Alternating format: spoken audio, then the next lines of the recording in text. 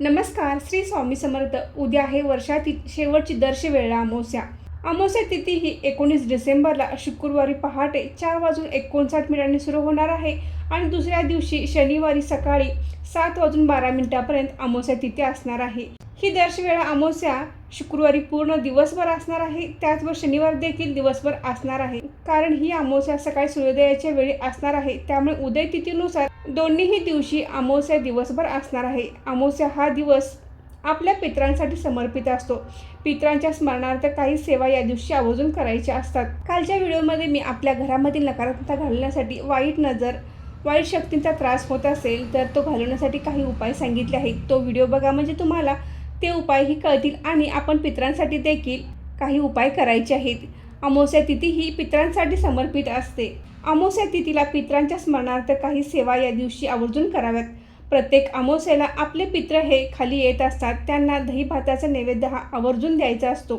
तर हा नैवेद्य आपण शुक्रवारी सकाळी 12च्या आत आपण हा नैवेद्य आपल्या घराच्या छतावर, घराच्या बाहेर, गॅलरीमध्ये तुम्ही ठेवू शकता. अगदी 1 मूठभर दही भात आपण घराच्या बाहेर आपल्या पितरांच्या स्मरणार्थ कावळ्यांसाठी ठेवू शकता.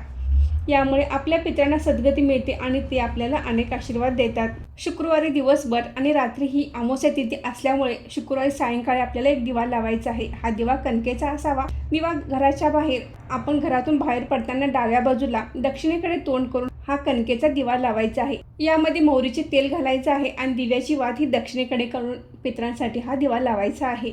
कणकेचा दिवा करणे शक्य नसेल तर आपण आपल्या घरातील कोणताही दिवा लावू शकता, परंतु त्याची वात आपण दक्षिणेकडे करून लावायची आहे.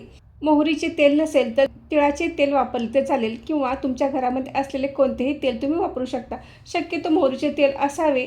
तुमच्या देवघरामध्ये वापरत असलेले तेल तुम्ही वापरले तर चालेल, पण त्या दिव्यामध्ये थोडेसे काळे तीळ जरूर टाकावेत आणि हा दिवा दक्षिणेकडे तोंड करून लावायचा आहे.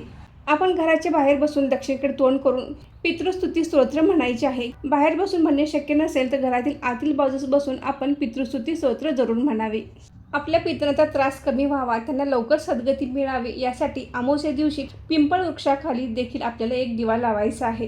कारण पिंपळ वृक्षाखाली साक्षात भगवान विष्णूंचा वास असतो, त्यामुळे आपण पिंपळ वृक्षाखाली आपल्या पितरांचा त्रास कमी होण्यासाठी एक दिवा लावायचा आहे. पिंपळाच्या झाडाखाली दिवा लावू शकता. पिंपळाच्या झाडाला पाणी घालू शकता, पण पिंपळाच्या झाडाला अमावस्या दिवशी स्पर्श करायचा नाही.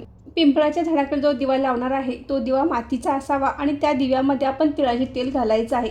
दक्षिणेकडे वात करून हा दिवा आपण पिंपळाच्या झाडाखाली लावायचा आहे.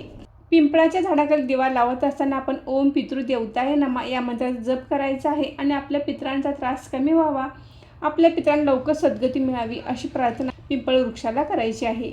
कालच्या व्हिडिओमध्ये सांगितले उपाय आणि आजचा पितृदोषासाठी जो उपाय आहे तो आपण आवर्जून करायचा आहे. आपल्या घरातील नकारात्मकता, वाईट नजर, वाईट शक्तींचा त्रास कमी व्हावा, आपल्या पितरांना सद्गती मिळून आपल्याला त्यांचे आशीर्वाद मिळावे, यासाठी आपण अमावस्येला हे उपाय आवर्जून करायचे आहेत. आपल्याला वर्षभर आपल्या पितरांसाठी काही सेवा करणे शक्य झाले नसेल तर आपण या वर्षातील शेवटच्या अमावस्या दिवशी हे उपाय जरूर करावेत.